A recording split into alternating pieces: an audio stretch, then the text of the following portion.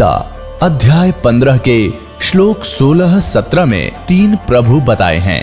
ये 3 प्रभु कौन हैं? किस प्रभु की शरण में जाने के पश्चात जन्म और मरण समाप्त हो सकता है? 3 प्रभुओं में सबसे उत्तम परमात्मा कौन है? कैसा है?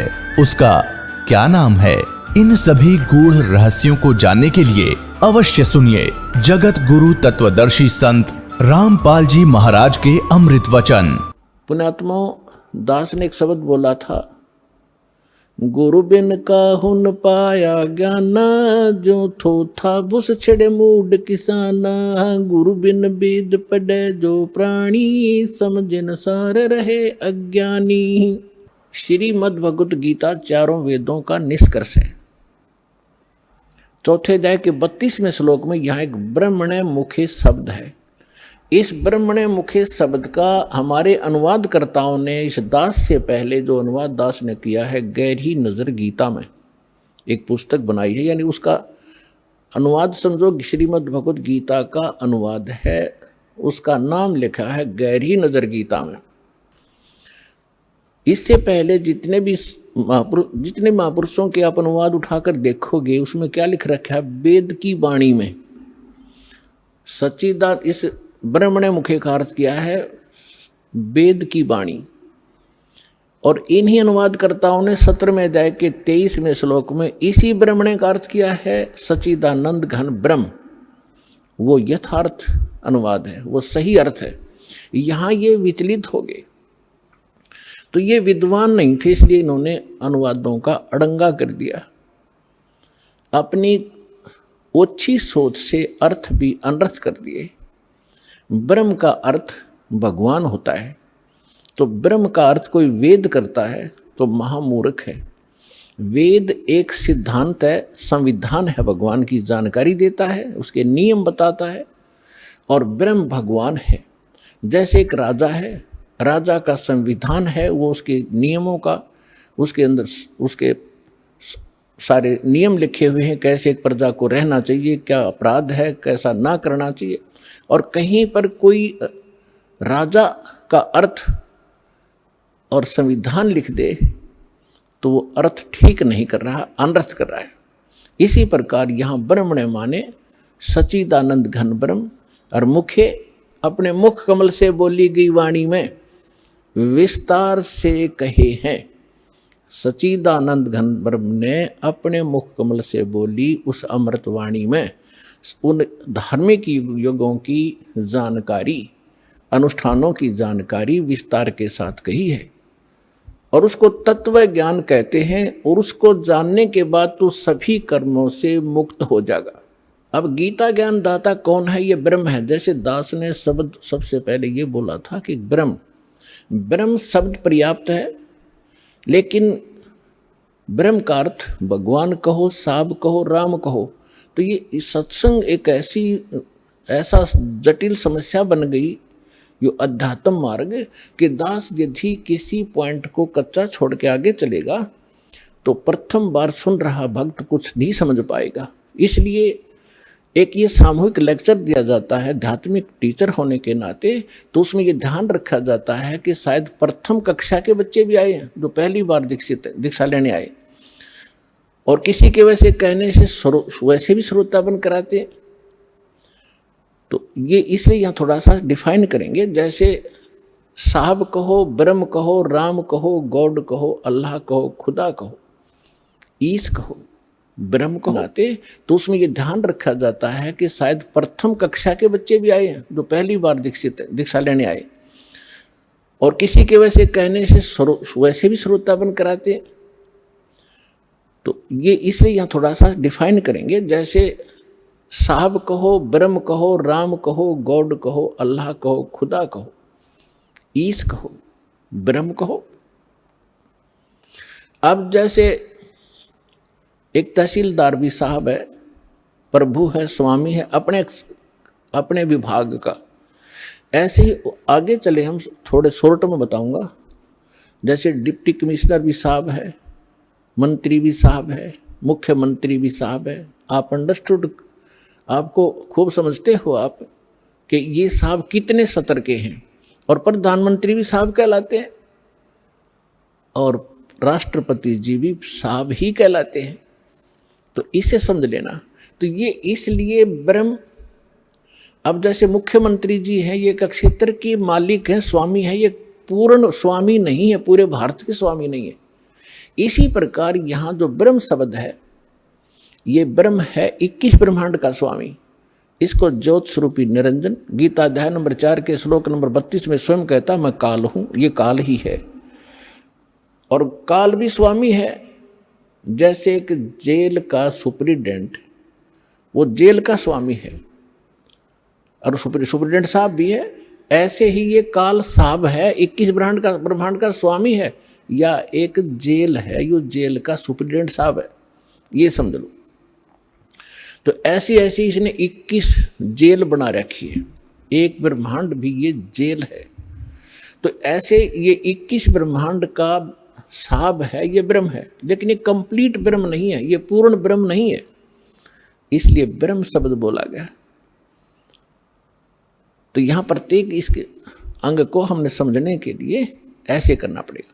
तो इस ब्रह्म ने श्रीमद् भगवद गीता का ज्ञान श्री कृष्ण जी में प्रवेश करके, जैसे को प्रेत बोलती है किसी के अंदर, ऐसे बोला। ऐसे ही इस काल ने एक ब्रह्मा कुमारी पंथ चलाया अभी 100 वर्ष पहले लगभग, और उसमें एक प्रेत आता है, वो कहता अहम ब्रह्मास्मि, मैं ब्रह्मा हूँ।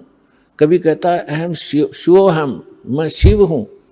ये एक प्रेत का चलाया हुआ है, और वो प्रेत कभी ब्रह्मा की पदवी पर था। जैसे कोई गांव का प्रधान सरपंच रिटायर हो जाता है, उसको अगली बार नियुक्त नहीं किया जाता, तो लोग फिर भी उसको सरपंच साहब कहते हैं, प्रधान साहब बोलते हैं, जोरा जी रहा है। और वो भी कहीं मिलता है, कोई कहता भी कौन है, कि फलाना अच्छा प्रधान हूँ, फलाना प्रधान साहब प्रधान हूँ मैं, फलाना सरपंच हूँ। और जब वो सरपंच नहीं होता, तो ऐसे ही दास ने परमात्मा के ज्ञान, कबीर परमात्मा से प्राप्त उस ज्ञान को आगे बढ़ाया है, as it is, as a tape recorder.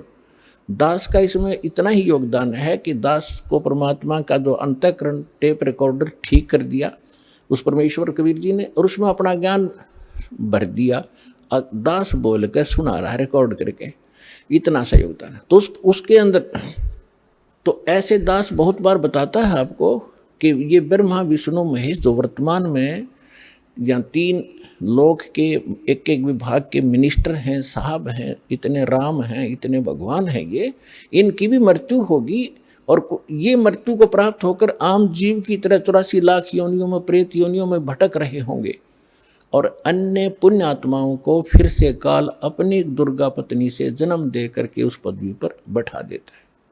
तो उनमें से ये पंथ चलाने वाला जो ब्रह्मास्मि में शिवोस्मि, तो ये वो भूत है जो कभी ब्रह्मा के पद पर रहा है, अब उसका अस्तित्व कुछ नहीं, वो रिटायर्ड सरपंच समझ लो, एक्स सरपंच, अब उसका कोई अस्तित्व नहीं।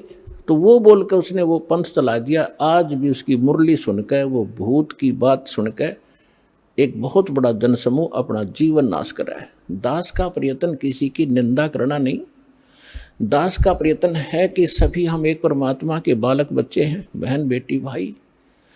और उस काल ने ये जाल फैला रखा है कि मैं इतने पंथ चला दूंगा नकली कि कोई समझ नहीं सकेगा ओरिजिनल पंथ कौन सा है। तो दास ऐसा प्रयत्न कर रहा है कि जैसे पहले की, अभी बहुत बार होती रहती हैं घटनाएं कि कोई 500 1000 के नोट नकली छाप देता है, और सरकार को जो पता चलता है तो दोनों ओरिजिनल और डुप्लीकेट दोनों के दोनों मीडिया के माध्यम से, समाचार पत्रों के माध्यम से उनकी पहचान कराई जाती है कि ये इस टाइप का डुप्लीकेट है, ये ओरिजिनल है। तो सरकार निंदा नहीं कर रही होती, एक महापरोपकार करती है। तो दास का यही प्रयत्न समझ लेना कि हमारे जो यथार्थ सदग्रंथ हैं वो तो हमारे ओरिजिनल नोट हैं, ओरिजिनल सदग्रंथ हैं, और उसके अतिरिक्त कोई अनुभव बता रहा है, कोई मार्ग चला रहा है, वो डुप्लीकेट है, वो हानि हो रही उनके जीवन की। तो दास ने कोई शौक नहीं है किसी की, इसको आप आलोचना का नाम देते हो तो आपकी बुद्धि अच्छी नहीं है, आपको अध्यात्म ज्ञान नहीं है। तो इसी प्रकार ये काल ने स्वयं, इसमें श्री कृष्ण जी के अंदर स्वयं काल प्रवेश कर गया। श्री कृष्ण भी ये 3 लोक के प्रभु हैं, एक विभाग के। इसके अंदर आम प्रेत नहीं प्रवेश कर सकता, इनके अंदर इनमें इतनी पावर होती है। तो उनके अंदर काल स्वयं आया और उसने गीता का ज्ञान दिया। तो यहां ब्रह्म बोल रहा है इस गीता को। अब हम परम अक्षर ब्रह्म कहेंगे, उसको पूर्ण ब्रह्म कहेंगे, जो इससे अन्य परम शक्ति है और उसको हमने पाना है।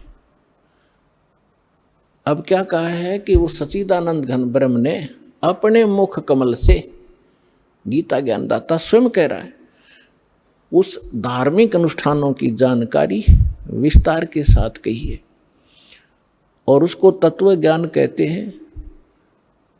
और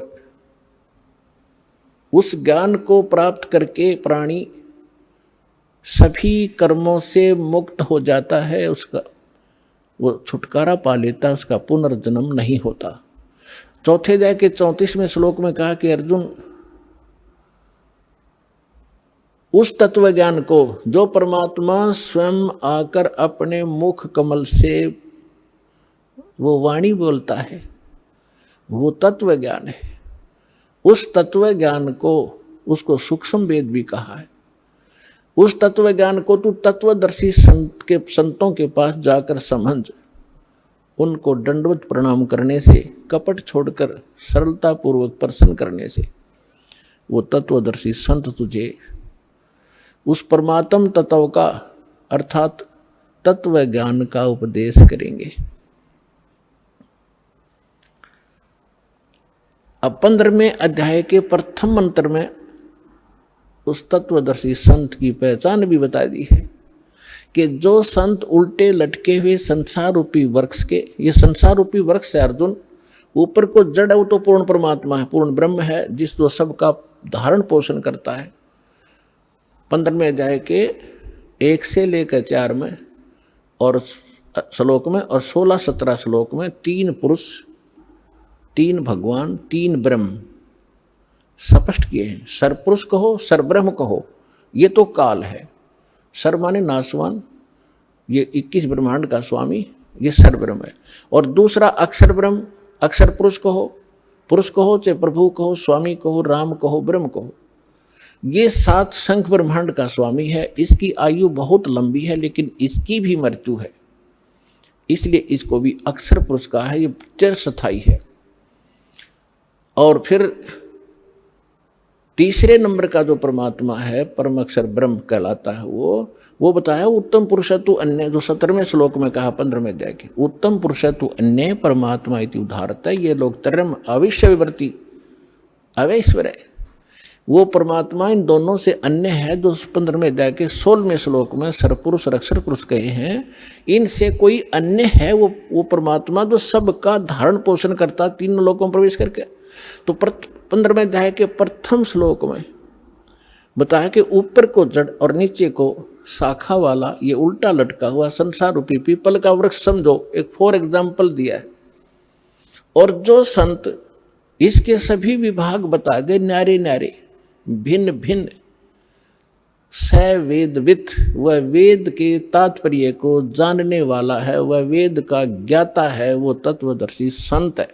तो पुण्यात्माओं, 600 वर्ष पहले परमात्मा स्वयं आए थे, जैसा उनका विधान है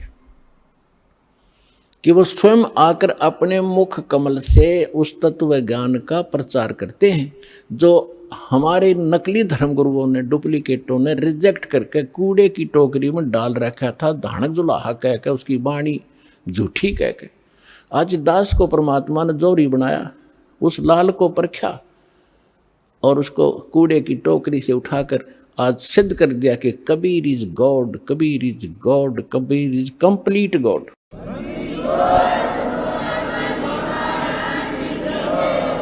और जिसको पाकर उसके बच्चे आज धनी हो रहे हैं, अध्यात्म मार्ग से वो पूर्ण, अध्यात्म धन से वो परिपूर्ण होते जा रहे हैं, जो उनका सुख का मूल है। और शास्त्र विरुद्ध साधना दुख की मूल होती है, जो आज तक हम सभी करते रहे। अब जो प्रसंग चल रहा है उसी पर आते हैं कि परमात्मा ने 600 वर्ष पहले आकर कहा था, अक्षर पुरुष एक पेड़ है निरंजन वाकी डारे, तीनों देवा शाखा है, भाई पात रूप संसारे। अक्षर पुरुष एक पेड़ है, सरपुरुष वाकी डार, और तीनों देवा उसके आगे शाखा हैं, ये पात रूप संसार। अब आपको बहुत बार उल्टा लटका हुआ संसार रूपी वृक्ष का एक चित्र बनाया है, वो दिखाया है। तो परमात्मा ने मूल को छोड़ दिया, जो जमीन से बाहर दिखाई देता वो सारे पार्ट बता दिए। तना उसको अक्षर पुरुष समझो, उससे तने से एक मोटी डाहर निकले उसको सरपुरुष, और सरपुरुष के आगे फिर वो तीन शाखाएं हों, रजगुण ब्रह्मा सतगुण विष्णु तमगुण शिव जी, ये शाखा समझो, इतना बता दिया। और पात रूप संसार, फिर इस दास को भेजा ये बताने के लिए कि मूल कौन है। ये जड़ वही है जो सबका धारण पोषण करता है, सबका उत्पन्न करने वाला है, सबका संरक्षक है, जो सर्व सुखदायी है, जो परम अक्षर ब्रह्म, जो अविनाशी परमात्मा है, वो वही है। कौन? अब दास ने बताया कि इसमें परमात्मा को पहचानने में दोनों पहलू काम करेंगे। एक तो हमारी थ्योरी, हमारा जो सिलेबस पाठ्यक्रम, और साथ में प्रैक्टिकल। पाठ्यक्रम बता रहा है और फिर वो प्रैक्टिकल, जिन्होंने प्रैक्टिकल किया, उन महापुरुषों ने जिनको भगवान मिले, सचखंड लेकर गए, सतलोक ले गए, फिर वापस छोड़ा, उनमें से 6-7 शुभ नाम दास का याद है। आदरणीय धर्मदास साहिब जी, गांव बांधवगढ़, मध्य प्रदेश, वर्तमान में छत्तीसगढ़ होगा। और आदरणीय मलुकदास साहिब जी, आदरणीय नानक साहिब जी, जो सिख धर्म के प्रवर्तक माने जाते हैं। आदरणीय दादू साहिब जी, आदरणीय गरीबदास साहिब जी, गांव छुरानी, जिला जज्जर, हरियाणा वाले। आदरणीय गीसा दास साहिब जी, गांव खेखड़ा, जिला बागपुर, उत्तर प्रदेश वाले। आदरणीय स्वामी रामानंद जी, काशी वाले। तो इन महापुरुषों में से आदरणीय गरीबदास साहिब जी के विषय में दास बताना चाहेगा। उन्होंने कहा कि हम सुल्तानी नानक तारे दादू को उपदेश दिया, जात जुलाहा भेद न पाया, वो काशी माहे कबीर हुआ। अनंत कोट ब्रह्मांड का एक रति नहीं भारे, सतगुरु पुरुष कबीर हैं ये कुल के सिरजनहारे। तो वो जड़ है उस संसार रूपी वृक्ष की, वो कबीर है। कबीर परमात्मा कौन? उसको परम अक्षर पर कहो, उसको सत्य पुरुष कहो, अमर पुरुष कहो, उसे परम पुरुष कहो, उसे परम अक्षर ब्रह्म कहो, उसे परम अक्षर पुरुष कहो। ये उनके उपमात्मक नाम है। वास्तविक नाम उस परमात्मा का कबीर देव है। उसको अल्लाहु अकबर कहो, कबीर देव, कबीर साहब, अल्लाहु अकबर, कबीर भगवान, अल्लाह माने भगवान, अकबर अकबरी, अकबीर कबीर, ये कबीर को ही अपभ्रंश करके अकबर बोलते हैं। जैसे हम कबीरू बोल देते हैं, कबीरा बोला करते थे।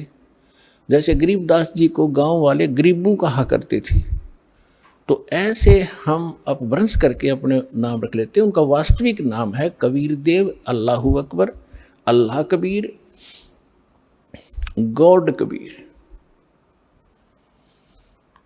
अब जो प्रसंग चल रहा था उसी पर आते हैं कि वो परमात्मा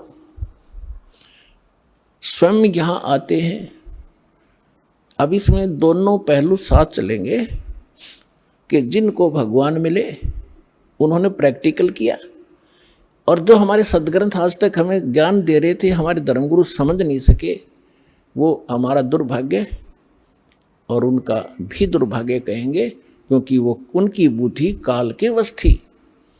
अब हम सतगुरु शरण में आ गए तो हमारे ऊपर काल की जकड़ नहीं रही, इसलिए आप इस ज्ञान को समझ रहे हो।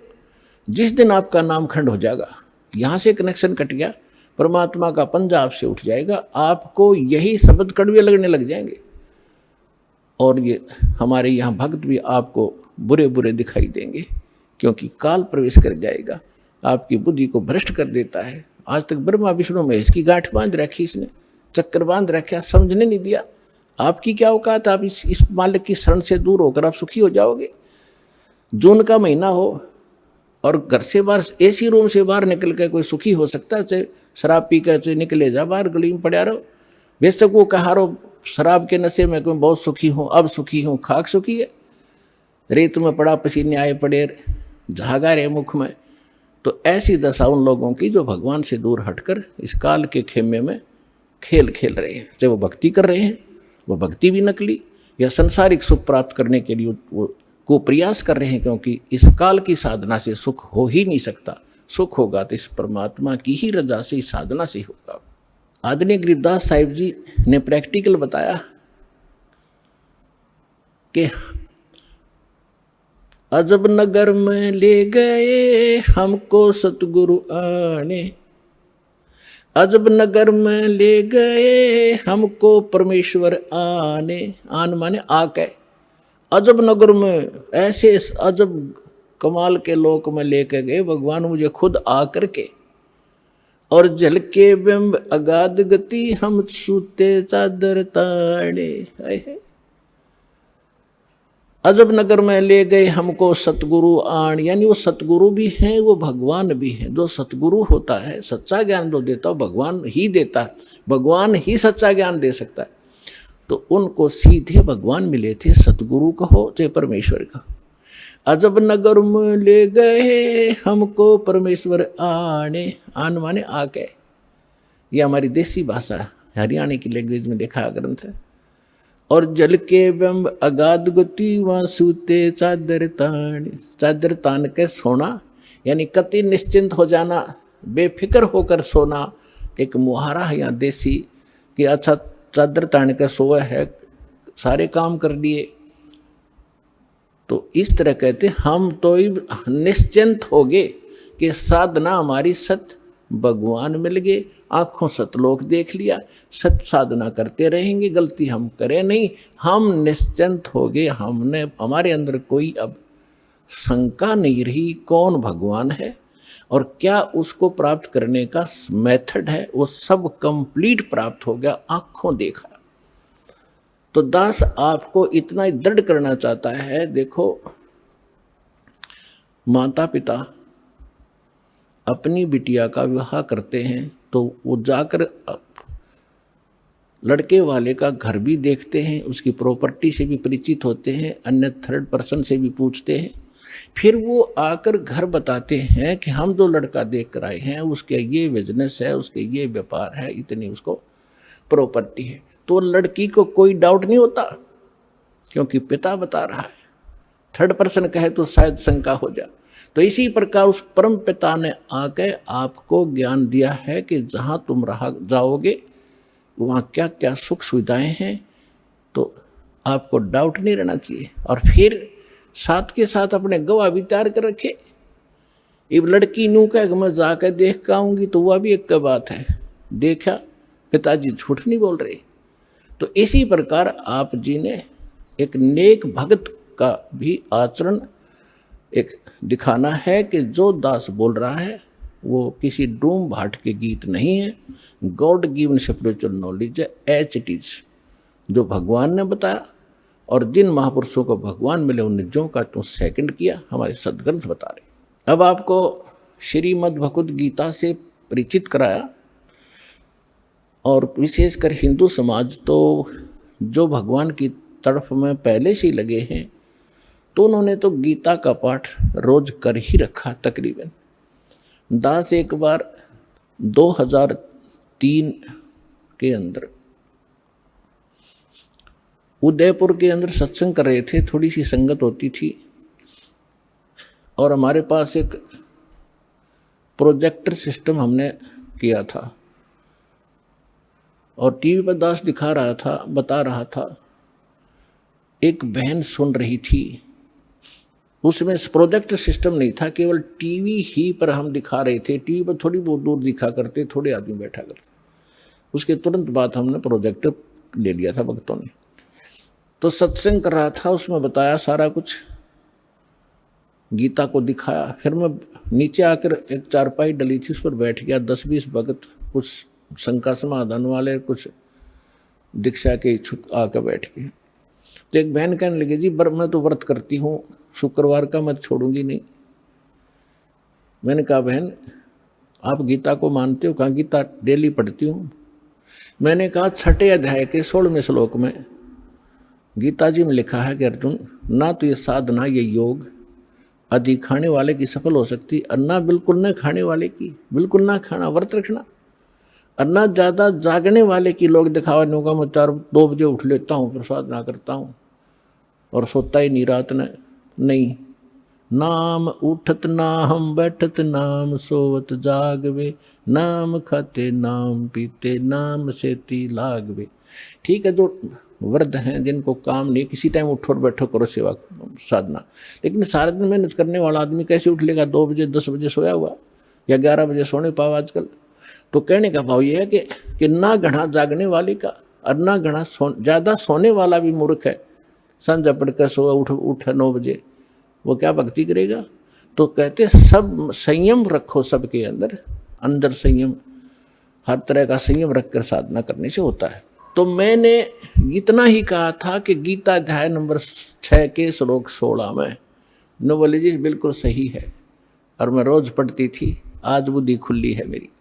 माँ बेटी, आज तक तुम्हारी बुद्धि काल न जकड़ रखी थी, रोज पढ़ा करते। मोती मुक्ता दर्शत नाही, ये जग है सब अंदरे, दिखत के तो नैन चश्म, इनका फेरा मोतिया बिंदरे। ये बड़े विद्वान पंडित थे, बड़े लय ला कर गीता का पाठ करा करते थे, बड़ी मधुर वाणी से श्लोकों का उच्चारण किया करते थे क्यों घंटे ताई। तो खाक था उनके पास, मोतिया बिंद था, उसको पता नहीं इसमें बोल क्या रखा, तुम कर क्या रहे हो। तो आज दास तो बता रहा है कि बुद्धिमान भक्त हैं और इन्होंने गीता और इनको खूब पढ़ा हुआ है, और परमात्मा की शरण में आने से आपकी बुद्धि ओपन हो जाती है, काल का प्रेशर प्रभाव हट जाता है, आप खूब आसानी से सोच लेते हो और समझ सकते हो। तो गीता के अंदर जो दास ने प्रमाण दिए, विशेषकर हिंदू समाज जिनसे खूब परिचित है कि ऐसा ही लिखा है, लेकिन समझ नहीं सके थे। आप विद्यार्थी, अगर विद्यार्थी सिलेबस समझ ले तो फिर टीचर की क्या आवश्यकता है, फिर आप पे पढ़ जाते सारे। तो टीचर इसलिए बनाए जाते हैं कि सब अनुभव करते हैं, सिलेबस को पढ़ते हैं, फिर बच्चों को सुनाते, फिर प्रैक्टिकल करवाते हैं। थ्योरी से प्रैक्टिकल होता है, एज इट इज होगा, बिल्कुल सही होगा। अब आपको सुनाते वेदों से। वैसे वेद, चारों वेदों का सारांश श्रीमद् भगवद गीता है, लेकिन इस मन के अंदर ज़्यादा ही अड़ंगा भर दिया इन अज्ञानियों ने, तो वेद भी पैरेलल साथ लेने पड़ेंगे हमें। परमात्मा की पहचान क्या है, वो क्या करता है। अब जैसा भी आपने पाठ प्रकाश के समय सुना कि सतलोक से चलकर आए, वो परमात्मा सतलोक से चलकर आए कबीर जी। और गरीबदास जी भी कहते हैं कि अलल पंख अनुराग है सुन मंडल रह थीर, दास गरीब उधारिया में सतगुर मिले कबीर। और अजब नगर में ले गए हमको सतगुरु आने। धर्मदास जी कहते हैं अमरलोक से सतलोक से चलकर आए काटन यम की जंजीर। मुल्कदास जी भी कहते हैं कि अमरलोक से चलकर आए काटन यम की जंजीर। तो इसी प्रकार सभी महापुरुषों ने जिनको परमात्मा मिले हैं, रामानंद जी ने कहा कि दो ठौर है एक तू, भया एक से दो। और गरीबदास हम कारणे तुम आए हो मगजो, वहाँ से चलकर आए हो। मगजो माने जो सफ़र तय करके आए हो, इतना लंबा हमारे लिए आए हो। अब वेद क्या बताते हैं, ऋग्वेद मंडल नंबर 9 सूक्त 86 के मंत्र 26 और 27 में, ऋग्वेद मंडल नंबर 9 सूक्त 82 मंत्र 1, 2, 3 में, ऋग्वेद मंडल नंबर 9 सूक्त 54 के मंत्र 3 में, ऋग्वेद मंडल नंबर 9 सूक्त 94 के मंत्र 1 में, ऋग्वेद मंडल नंबर 9 सूक्त 95 मंत्र 2 में, ऋग्वेद मंडल नंबर 9 सूक्त 96 यानी 96 के मंत्र 16 से लेकर 20 में, फिर ऋग्वेद मंडल नंबर 9 और सूक्त 1 के मंत्र 8 और 9 में। इन और भी अनेक स्थानों पर बहुत सारे ढेर सारे प्रमाण हैं, लेकिन ये हमें पर्याप्त हैं इतने मंत्र परमात्मा को पहचानने के लिए। इनमें यही प्रमाण दिया है कि वो परमात्मा मनुष्य सदृश है और ऊपर धूलोक के तीसरे पृष्ठ पर, यानी ऊपर 3 लोक हैं, 4 लोक हैं, एक सत्यलोक, फिर अलखलोक, उससे ऊपर अगमलोक, फिर अकह, उसको अनामी लोक भी कहते हैं। तो प्रत्येक लोक को 3 विभागों में बांटा हुआ है। जैसे अपनी दिल्ली राजधानी है, एक तो बाह्य क्षेत्र है जो ग्रामीण क्षेत्र होता है, और एक बाजार क्षेत्र है, बाजार जहाँ दुकान दुकानें हैं, बाजार है, और तीसरा वो स्थान है जहाँ हमारी पार्लियामेंट हाउस है। तो ऐसे बताया है कि वो धूलोक, धू माने उस तेजो में पृथ्वी सतलोक में वो परमात्मा राजा के समान सिंहासन पर विराजमान है, सिर पे मुकुट है, देखने में वो राजा जैसा लगता है और वहाँ रहता है। ऐसा ही परमेश्वर ने खुद बताया है, ऐसा ही महापुरुषों ने जिनको भगवान मिले उन्होंने बताया है कि उस परमात्मा के एक रूम में बाल कहो, बाल का छिद्र कहो जो रोमकूप कहलाता है, करोड़ सूर्य मिला दे, करोड़ चंद्रमा, इतनी रोशनी उस मालिक की, वो भी फीकी पड़ जाए। और जब वो परमात्मा यहाँ आता है अपने रूप को सरल करके आता है। गरीबदास जी कहते हैं तेज पुंज अन्य दे धर के, हल्की तेज पुंज तन दे धर के, इस विध हमको भेंट ही, इसलिए इस तरह हमें आकर मिलते हो परमात्मा। ये वेद कह रहे कि वो परमात्मा अपने रूप को सरल करके अच्छी आत्माओं को मिलते हैं, नेक आत्माओं को जो दृढ़ भक्त होते हैं, जो उसके वचन का पालन करते हैं, अटल खड़े हो जाते हैं उसके वचन पर, उनको मिलते हैं। उनको किस उद्देश्य से मिलते हैं? ज्ञान देने के लिए। और फिर वो परमात्मा एक कवि जैसा आचरण करते हैं, कवियों की तरह कविताओं के माध्यम से, लोकोक्तियों के माध्यम से, दोहावलियों के माध्यम से अपने तत्व ज्ञान का प्रचार बोल बोल के अपनी अमृतवाणी में वो करते हैं, सुनाते हैं। उसको लिपिबद्ध कर लिया जाता है, वो सच्चिदानंद घन ब्रह्म की वाणी कहलाती है। अब ये तो वेदों ने बताया, उसमें स्पष्ट बताया कि वो परमात्मा कबीर देव है, उसका नाम कबीर साहब है। कबीर देव मन परमेश्वर, भगवान, अल्लाह, खुदा, गॉड, साहब। अब यही परमात्मा उन अच्छी आत्माओं को मिलते हैं। एक समय एक धर्मदास नाम के बहुत बड़े धनी व्यक्ति हिंदू धर्म में जन्मे थे और बहुत ही परमात्मा की तरफ थी उनके अंदर। पुण्यात्मा पिछले संस्कार का जो प्राणी होता है वही भगवान के लिए तरफ रहे होते हैं। वो पिछले बहुत अच्छे संस्कारी होते हैं, पिछले पुण्य उनके अंदर प्रेरणा करते रहते हैं, उनको टिकने नहीं देते हैं कि कोई भगवान ढूंढे कहीं, चाहे वो भले ही कोई ना कोई साधना की उसने सहारा ले ही रखा होता है, वो टिक ही नहीं सकता।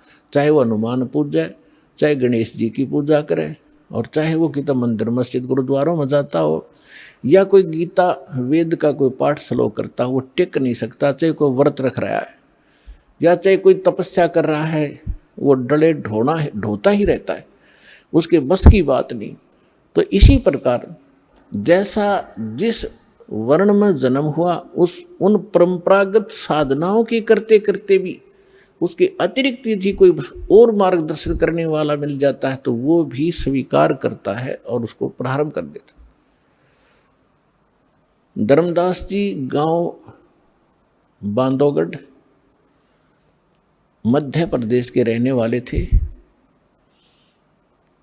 और इतने रिच मैन थे वो, इतने धनी व्यक्ति थे। कहते हैं जब कभी उस अक्षेत्र के राजा के ऊपर प्राकृतिक आपदाएं आ जाती थी, जैसे फ्लड आ जाना या सूखा गिर जाना, महामारी के कारण लोगों की अस्थि हो जाना, तो वो धर्मदास जी के पिता और दादा से वित्तीय सहायता प्राप्त किया करते थे राजा लोग। ये बताना दास का इसलिए अनिवार्य है कि इतना धनी होते हुए और जो व्यक्ति भगवान की तरफ में है तो धन्य है उसके माता पिता दिन से जन्म हुआ। आज अब वर्तमान में हम क्या देख रहे हैं, छोटी सी कोई पोस्ट मिल गई और कहीं कोई सरकारी उपाधि उसको प्राप्त पद मिल गया, खुद साब बन बैठा। अकल मारी गई इस जीव की, काल ने इसकी रोल मार रखी है और कल को मृत्यु होकर परसों गधा बन जाएगा। वो साब के ऊपर फिर कौवे खा रहे होंगे, इसकी चोंच कमर को खोद रहे होंगे। तो हमने अपनी औकात को, अपने अस्तित्व को पहचानना पड़ेगा, या काल हमारा एक हवा भर देता है। गुब्बारे में हवा भर दी, छोड़ दिया, घूमे जा धक्के खाता, जब वो फटेगा तो उसका अस्तित्व पता नहीं कहाँ गिरेगा, जा कितने गंदे नाले में पड़ेगा या कितने समुद्र में पड़ेगा। तो इसलिए हमने इस हवा को नहीं भरना है, अपना ठीक ठिकाना, जो मालिक का आदेश उसके अनुसार हमने चलना होगा, तभी हम सफल होंगे।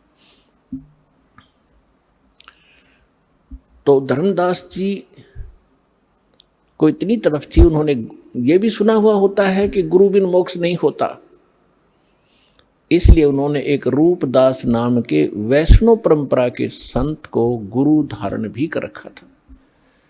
अब गुरु जी की फिर गुरु बना है तो आज्ञा का पालन भी शिरोधार्य होता है, वो संत भक्त किया ही करते हैं। अब उसी गुरुदेव जी के द्वारा बताए गए निर्देशानुसार वो प्रतिदिन श्रीमद् भगवद गीता का पाठ भी किया करते थे, एकादशी का व्रत भी किया करते थे, जन्माष्टमी का व्रत भी करते थे, और श्री कृष्ण हरे राम राम राम हरे हरे, कृष्ण राधे राधे राधे कृष्ण कृष्ण, ओम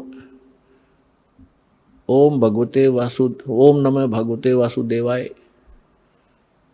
ओम नमः शिवाय, इस तरह के जो भी मंत्र वो जानते हैं हमारे जो हिंदू धर्म के ये डुप्लीकेट गुरु, तो वो सारी बता रखी थी साधनाएं, वो कर रहा था। और उसके साथ साथ भगवान श्री कृष्ण यानी विष्णु जी की मूर्ति, जिसको शालग्राम कहते हैं, उसकी भी पूजा अर्चना प्रतिदिन करना, जिसको कर्मकांड कहा जाता, कर्मकांड का एक हिस्सा है, वो भी किया करते थे। और गीता जी का नित्य पाठ भी करते थे। 68 सभी तीर्थों का भ्रमण करने से भी मोक्ष उसको बता रखा था। अब बच्चा क्या होता है, अध्यापक ने जो सिलेबस बता दिया वो तो फाइनल समझता है, जो कहा ठीक है जी। इतना बड़ा सेठ मन में आई कि तीर्थों का भ्रमण किया जाए। उस समय परमात्मा जिस समय मिले उनकी एज भी 60-62 के आसपास हो चुकी थी। साधना उद्देश्य से तीर्थ भ्रमण करने के लिए अपनी धर्मपत्नी की राय ली। उनकी धर्मपत्नी का नाम आमिना था। उससे आज्ञा लेकर के वो चल पड़ा कि मैं तीर्थ भ्रमण करना चाहता हूँ। चौथा आश्रम मेरा लगभग शुरू होने जा रहा, तीसरा आश्रम आ गया है। तो जैसे भी आज्ञा लेकर चल पड़े। भ्रमण करते करते वो मथुरा के अंदर उस स्थान पर पहुंच के जहाँ पर ये माना जाता था कि यहाँ पर हमारे बाल गोपाल श्री कृष्ण भगवान जब यहाँ रहा करते मथुरा में, इस सरोवर में स्नान किया करते थे। और फिर वहाँ जाकर के एक गिरिराज बोलते हैं उसको, दौड़ना, उसको गिरिराज बोलते हैं, जिसको भगवान श्री कृष्ण ने उठाया था जब इंद्र देवता स्वर्ग का राजा अपनी पूजा न करने से अक्षुब्ध होकर के व्रज को डुबोना चाहता था अधिक वर्षा करके।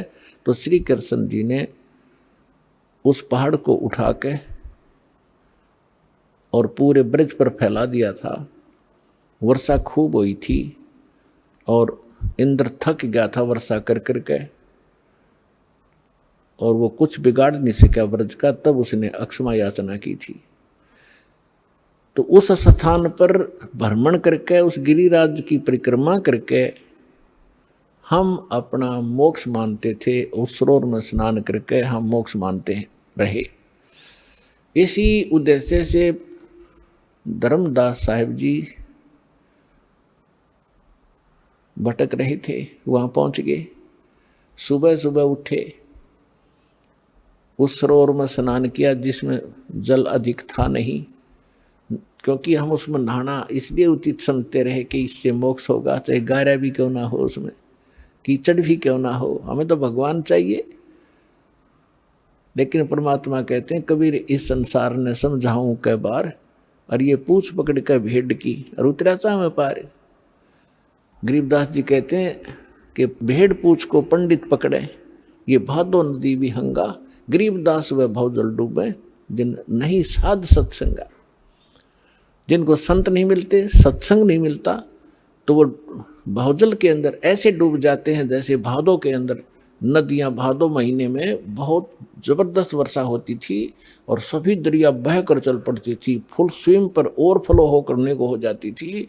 और उस समय कोई ये कहे दरिया पार करने के लिए भेड़ की पूंछ पकड़ तुझे पार कर देगी, नहीं, उसका ये साधन नहीं है पार होने का। पार होने के लिए नौका, लीक प्रूफ नौका हो और उसका चालक ट्रेंड हो, तब वो पार होंगे। ये साधन है प्रॉपर। और जो साधनाएं आप कर रहे हो, परमात्मा बताया करते थे कि ये तो भेड़ की पूंछ पकड़ा रखी तुम्हारे कोई नकली गुरुओं ने, तुम्हें डबोएंगी, तुम भौजल में डूब जाओगे, ऐसे चक्रव्यूह में फंस जाओगे, 84 लाख योनियां भोगोगे, तुम्हें समझ में नहीं आएगी। उस तालाब में स्नान करके उसी से जल का लोटा भर के और भगवान की मूर्ति को स्नान कराया। स्नान करा करके नए वस्त्र पहना करके पुराने वस्त्र थैले में डाल दिए, बाद में धोऊंगा। और एक स्थान लीप के वहाँ भगवान की मूर्ति रखी, गाय के गोबर से और मिट्टी मिलाकर लीपते थे, उसे स्वच्छ बनाते थे। और उस पर सुंदर स्वच्छ कपड़ा बिछाकर उस पर बैठ के पहले भगवान की वो कर्मकांड किया, उनके कपड़े बदलवाए, स्नान कराया, मुकुट माला रख के कंठी माला पर आकर बैठ गए। फिर लगे गीता का पाठ करने। और उसी समय परमात्मा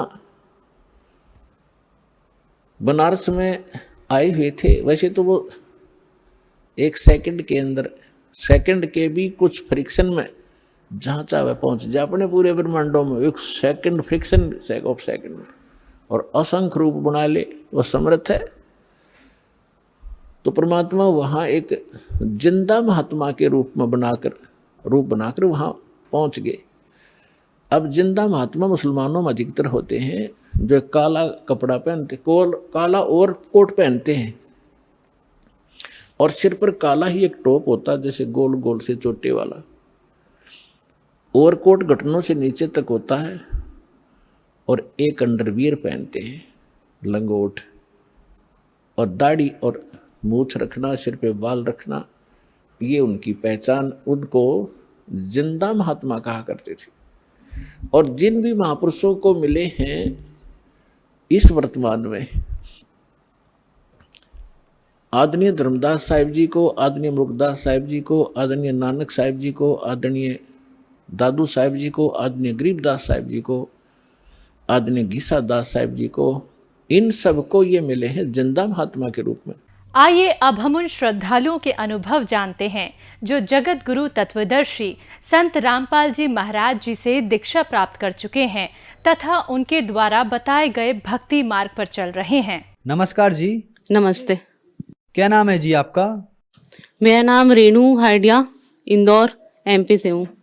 रेणु जी, संत रामपाल जी महाराज से नाम दीक्षा आपने कब ली? सर जी, संत रामपाल जी महाराज से नाम दीक्षा मैंने 1 अप्रैल 2014 को लिया था। संत रामपाल जी महाराज से नाम दीक्षा लेने से पहले आप क्या भक्ति साधनाएं करती थी? सर जी, संत रामपाल जी महाराज की शरण में आने से, उनके उपदेश लेने से पहले देवी देवता, भोलेनाथ जी, ब्रह्मा विष्णु, यही सारे हम भक्ति किया करते थे। तीर्थ जाना, मंदिर जाना, ये सारी चीज़ें हम करते थे। व्रत रखना, उपवास रखना, सारी चीज़ें करते थे। बहन जी, आपने बताया कि आप तीर्थ करती थी, व्रत करती थी, मंदिरों में जाती थी, तो फिर संत रामपाल जी महाराज की शरण में आप कैसे आई? संत रामपाल जी महाराज की शरण में मेरी बीमारी के चलते हमें नाम उपदेश लिया। सन 2011 से ही मैं बीमार रहने लग गई थी और इतनी ज़्यादा बीमार हो चुकी थी मैं कि शायद ही मैं ठीक हो पाती वापस। बेड पे लेटे रहना, चल भी नहीं पाना और बहुत मुश्किल से ही खाना पीना हो पाता था। मम्मी सिलाई करते हैं, वो जिन शॉप पे सिलाई करते हैं उनके पास में ही एक गैरेज है, तो वहाँ पे संत रामपाल जी महाराज के अनुयायी आते थे उनकी गाड़ी रिपेयर करवाने के लिए। तो वो अक्सर मतलब मम्मी से सिलाई वगैरह का रेट पूछने के लिए शॉप पर चर्चा हो जाती थी मालिक की कि आप जिन भगवान को पूज रहे हैं वो समर्थ नहीं है। तो चर्चा में ये मालूम होता था कि संत रामपाल जी महाराज ऐसे ऐसे बरवाला में आए हुए हैं, पूर्ण परमात्मा है। वो पूरी बात सुनते नहीं थे मम्मी, लेकिन वो तो देखेंगे। अक्सर वो आते थे और अक्सर ऐसी चर्चा होती थी। और इस बीच में मम्मी ने बताया कि मेरी लड़की बहुत बीमार रहती है, 2011 से ही काफ़ी बीमार रहने लग गई है। तो उनने फिर बोला कि इनको बरवाला लेके चलो, वहीं पे संत रामपाल जी महाराज इनको अच्छे से पूर्ण मतलब जो बीमारी सब खत्म कर देते हैं। वो शारीरिक सुख देते हैं और जितने भी आपके दुख हैं उनका निवारण करते हैं। तो मम्मी ने ठीक है देखेंगे। फिर 2012 तक आते आते मेरी कंडीशन इतनी ख़राब हो गई थी, डॉक्टर को दिखाया। एक डॉक्टर ने मेरी बीमारी पकड़ी जो इंदौर के एमवाई हॉस्पिटल के थे, उनने बोला कि इसको बोर्न टीबी हो गया है। तो मम्मी ने कहा कि टीबी के लक्षण तो ऐसे होते हैं जैसे खांसी में खून आना वगैरह, तो इसको तो कुछ आते ही नहीं है। तो उन्होंने कहा कि बोर्न टीबी ऐसा रहता है कि उसमें हड्डियों में कीटाणु लग जाते हैं और वो हड्डियों का पानी बनाते हैं और वो पूरी गला देते हैं हड्डियां, और इसकी लास्ट स्टेज चल रही है। उस टाइम पे मेरी पीठ में करीबन 2 से 2.5 लीटर पानी भरा हुआ था। तो डॉक्टर ने बोला कि इसका लास्ट स्टेज चल रहा है और इसका ऑपरेशन कराना जरूरी है। तब भी उन भगत जियों ने जो संत रामपाल जी महाराज से नाम उपदेश ले रखा था, उनने बोला कि एक बार इनको बरवाला ले चलो। तब भी मम्मी ने बोला कि नहीं, इसकी कंडीशन बहुत ज़्यादा क्रिटिकल है, तो इसे पहले ऑपरेशन करवाऊंगी।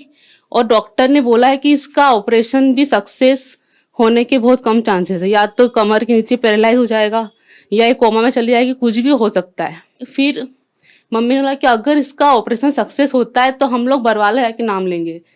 और फिर उस दौरान मेरा ऑपरेशन हुआ। ठीक है, मैं बेड रेस्ट पे थी उस टाइम पे भी, लेकिन पीठ में पानी मेरे भरती जा रहा था ऑपरेशन के बाद भी। दोबारा से दिखाया डॉक्टर को, उन्होंने बोला कि इसका फिर से ऑपरेशन करना होगा।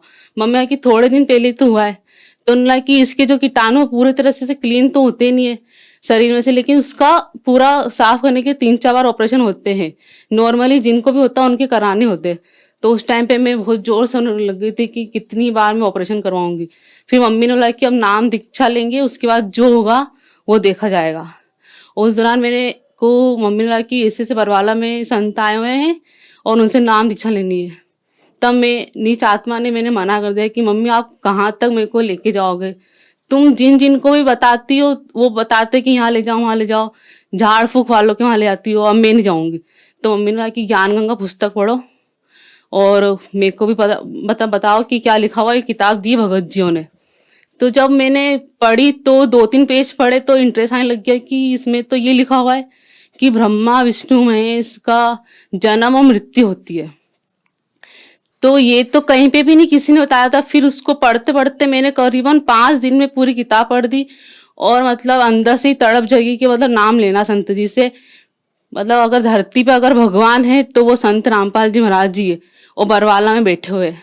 मेरी मम्मी से तुरंत अपन को नाम लेना है, क्योंकि जिन देवी देवता के अपन शुरू से पूजा कर रहे, इतने साल हो गए, 3 साल से मैं बीमार थी, किसी ने भी हेल्प नहीं करी। और करीबन मम्मी इतनी पूजा पाठ करती थी हमारी, इतना पूजा पाठ करती कि रेगुलर मंदिर जाना, शाम को मंदिर जाना, जो भी नवरात्र आ रहे सबकी पूजा करना, सब कुछ करना, टोटल चीजें जितनी थी सब करी मम्मी ने और मैंने भी।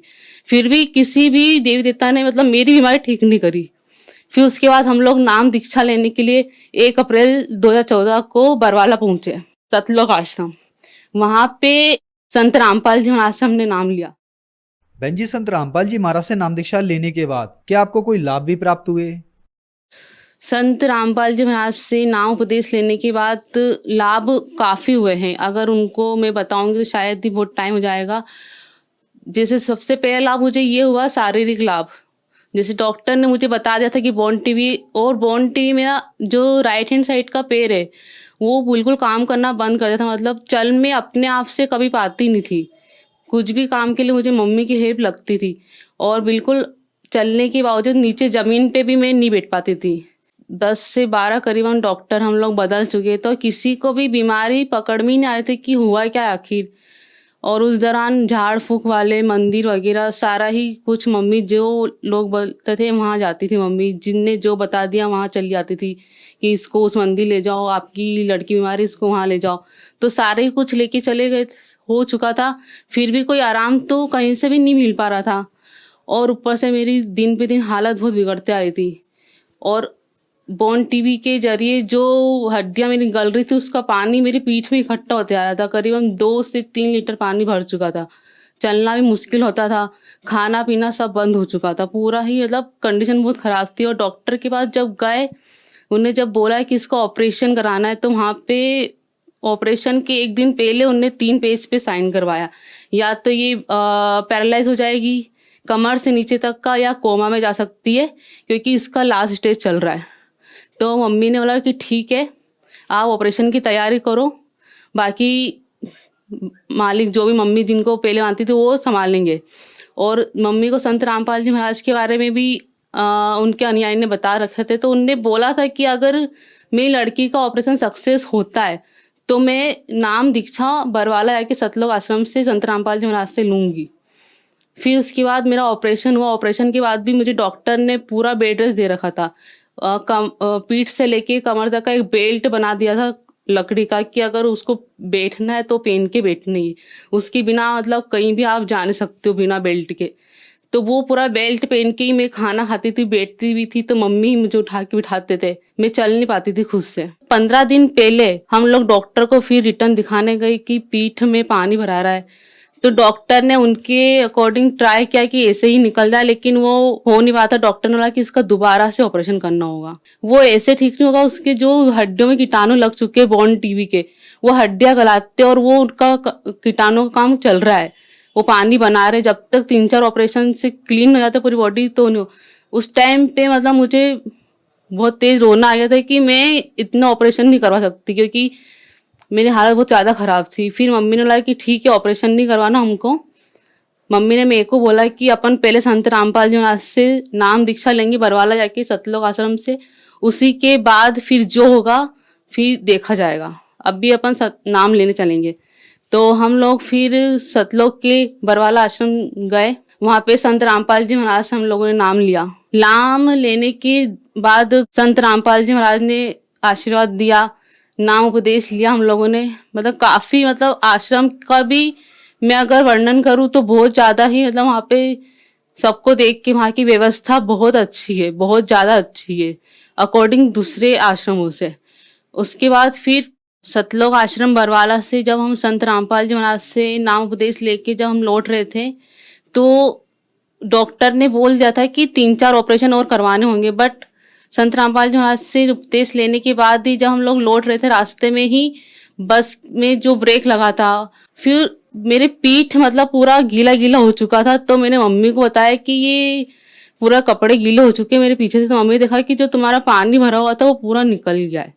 तो मतलब उस टाइम हैरान थे कि जब डॉक्टर ट्राई कर रहे थे कि ऐसे या तो सिरिंज वगैरह से निकल जाए, तो नहीं निकल रहा था, वो ऑपरेशन का ही बोलता था। तो ये ऑटोमेटिकली कैसे निकल गया। तो दोबारा से मुझे कोई ऑपरेशन की जरूरत ही नहीं पड़ी। डॉक्टर को भी चेक करवाया बट कोई ऑपरेशन जरूरत ही नहीं पड़ी। जो डॉक्टर बोल रहे थे कि 3 से 4 ऑपरेशन करवाने पड़ेंगे आपको जब तक क्लीन नहीं हो जाता है। जब संत रामपाल जी महाराज से हमने जब नाम लिया था दिन में, जब उनने आशीर्वाद भरा हाथ रखा था, वो ही याद आ रहा था कि ये चमत्कार सिर्फ संत रामपाल जी महाराज ही कर सकते, ये किसी डॉक्टर के या किसी झाड़ फूक वाले की बस की बात नहीं है। नाम उपदेश लेने के बाद मैंने कोई दवाई नहीं खाई है। सेकेंडली मुझे डॉक्टर ने ये बोल दिया था कि आप अगर खटाई खाओगे तो वो आपके लिए जहर है, क्योंकि मेरे एक्सरे में मेरे को जो शरीर में गिठाने भी हो चुकी थी बोन टीवी के कारण, तो वो अलग ही जैसे अंगूर के गुच्छे होते वैसे दिखती थी एक्सरे में। तो जैसे ही खटाई खाती थी तो वो फूट के शरीर से बाहर निकलती थी, अगर कहीं पे भी हो वो पस पड़ के निकलती थी, वो बहुत गंदी निकलती थी। तो डॉक्टर ने मना ही कर दिया कि अगर आप खाओगे ये आपकी जिंदगी के लिए जहर है। और आज के टाइम में संत रामपाल जी महाराज से नाम दीक्षा लेने के बाद मैं कैसे भी खटाई खा लूँ, मुझे कोई प्रॉब्लम नहीं होती है। कैसे भी चल लूँ, कैसे भी बैठ लूँ, कोई प्रॉब्लम नहीं होती पैर में। यहाँ तक कि मैं आराम से दौड़ लगा सकती, चल सकती हूँ। मेरा जॉब छूट गया था, मेरी बीमारी के पहले मैं जॉब करती थी, मेरा जॉब छूट गया था। आज संत रामपाल जी महाराज की दया से मुझे जॉब है, अच्छी सैलरी है, आर्थिक स्थिति भी मेरी अच्छी है। ये MRI करवाया था, इसमें क्लियर ही दिख रहा है कि पीठ के पीछे काफी पानी भरा गया था, पूरा उभरा हुआ दिख रहा है। वो आप देख सकते हैं, पूरा क्लियर पानी भरा हुआ दिख रहा है। संत रामपाल जी महाराज से नाम उपदेश लेने के बाद मुझे कोई बीमारी नहीं है और मैं एक स्वस्थ जिंदगी महसूस कर रही हूँ, जो मैंने कभी सोची भी नहीं थी कि मैं इतने टाइम से बीमार थी। लेकिन मैं कभी सोच भी नहीं पाई थी कि मैं फिर से ठीक हो जाऊंगी, क्योंकि लगभग ऑपरेशन के बाद भी सारे मुझे लगता नहीं था कि मैं ठीक हो जाऊंगी, ना मैं चल पाऊंगी, ना मैं फिर से जॉब कर पाऊंगी या कुछ पढ़ाई कर पाऊंगी या कुछ कर सकती। लेकिन आज संत रामपाल जी महाराज की दया हुई है, उनने नाम उपदेश लेके मुझे एक जीवन दान दिया है और फिर से मैं चल पाती हूँ, बैठ पाती हूँ, मैं किसी के ऊपर डिपेंड नहीं हूँ। उसके बाद आर्थिक लाभ हुआ है, बट संत रामपाल जी महाराज की नाम उपदेश लेने के बाद सारी चीजें मतलब आगे से होती है कि खुद ही मतलब संत रामपाल जी महाराज की दया से खुद ही आगे से हो जाती है। कुछ भी चीज आपको अगर चाहिए होती है, कुछ भी जरूरत की चीज खुद ही आगे से होती है। अच्छी जॉब है तो सैलरी भी अच्छी है, सारी चीजें अच्छे से होता है। जैसे मतलब इतने एक शारीरिक बीमारी तो थी, आर्थिक दुख भी इतने ज्यादा घेर चुके थे हमको कि पूरा जीवन जीना मुश्किल हो रहा था। लेकिन आज हम पूरे संत रामपाल जी महाराज के द्वारा जो नाम उपदेश मिला है, सुखी है, उनके द्वारा हम लोग और अच्छे से जीवन जी रहे हैं। उसके बाद एक और लाभ हुआ मुझे, सन 2017 में मम्मी को एकदम से ही मतलब उनका तबीयत बहुत वीक हो गई थी, अदर डाउन हो गया था उनका पूरा, और उनको सिर्फ 5 ग्राम खून बचा था। जब वो डॉक्टर के पास गई कि मतलब मेरे पैर में स्वेलिंग रहता हमेशा, तो डॉक्टर ने उनका रिपोर्ट जांच वगैरह करवाई, तो रिपोर्ट में आया कि 5 ग्राम खून है। तो डॉक्टर ने बोला कि तुम खुद से चल कर कैसा है, क्योंकि उस टाइम पे हम लोग बहुत बिजी रहते थे, मम्मी खुद से ही चल के गई थी डॉक्टर के पास। तो डॉक्टर ने बोला कि आप खुद से चल के कैसे आ रहे हो, 5 ग्राम खून जिनका रहता है वो लोग बेड रेस्ट करते हैं, उनकी हालत बहुत खराब रहती है। तो मम्मी ने कहा कि मेरे को तो थोड़ी बहुत स्वेलिंग थी, तो इसके मैंने सोचा कि दिखा लूं, मेरे को तो पता भी नहीं था कि 5 ग्राम खून है। तो मालिक संत रामपाल जी महाराज की वहां पे भी बहुत दया हुई है कि मतलब 5 ग्राम खून होने के बाद ही मम्मी चल पाती थी। उसके बाद फिर उनका ट्रीटमेंट करा डॉक्टर जी ने, तो फिर वो पूरी तरह से ठीक है, आज वो भी बहुत ठीक है। जो भी आपको जिस भी प्रकार की बीमारी है, वो बीमारी का इलाज सिर्फ और सिर्फ संत रामपाल जी महाराज बरवाला वाले सतलोक आश्रम में ही आपको मिलेगा। क्योंकि आप जितने भी डॉक्टर को दिखा लोगे कि वो इलाज तो कर देंगे, लेकिन पूरी तरह जड़ से ठीक नहीं होती कोई सी बीमारी। ये तो मैंने मेरे एक्सपीरियंस से देख लिया, क्योंकि अगर आपको किसी भी प्रकार का बीमारी है, डॉक्टर ने अगर ठीक भी कर दिया, कोई ऑपरेशन भी कर दिया, तो भी वो बनी रहती है, वो पूरी तरह ठीक नहीं होती है। और जैसे कैंसर जैसी बीमारियां भी ठीक हो जाती है संत रामपाल जी महाराज की वहां जाने से, तो बहुत सारी बीमारी ठीक हो जाती है। अगर जिस भी प्रकार की बीमारी है तो संत रामपाल जी महाराज ही ठीक कर सकते हैं, क्योंकि वो पूर्ण परमात्मा कबीर परमेश्वर के रूप में आए हुए हैं धरती पे। बहन जी, संत रामपाल जी महाराज से नाम दीक्षा कैसे ली जा सकती है? संत रामपाल जी महाराज जी से नाम दीक्षा जितने भी चैनल आते हैं, आध्यात्मिक चैनल आते हैं, उनपे संत रामपाल जी महाराज का सत्संग आता है और उन्हीं में नंबर प्रोवाइड किए जाते हैं। आप दे सकते हैं, जब भी आप सत्संग देखेंगे तो वहाँ पे नंबर होते हैं, उन नंबर पे आप कांटेक्ट कर सकते हो। आप जिस भी एरिया पे हो, जिस भी स्टेट में हो, जिस भी सिटी में हो, तो उस स्टेट से आपको आप एक बार कॉल करेंगे, वहाँ पे आपको बता दिया जाएगा कि आप और नंबर आपको प्रोवाइड कर देंगे कि हम यहाँ से संत रामपाल जी महाराज से आप उपदेश ले सकते हो। धन्यवाद जी।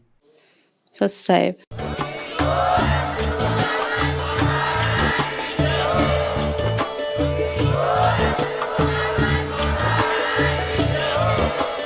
आप सुन रहे थे जगत गुरु तत्वदर्शी संत रामपाल जी महाराज जी के मंगल प्रवचन। अधिक जानकारी के लिए विजिट कीजिए हमारी वेबसाइट www.jagatgururampalji.org। संत रामपाल जी महाराज जी के शुभ आशीर्वाद से पूरे विश्व भर में 500 से भी ज्यादा नाम दीक्षा केंद्र हैं, जिन पर संत रामपाल जी महाराज जी द्वारा ऑनलाइन निशुल्क नाम दीक्षा दी जा रही है। अपने नजदीकी नाम दीक्षा केंद्र का पता करने के लिए संपर्क करें 8222880541।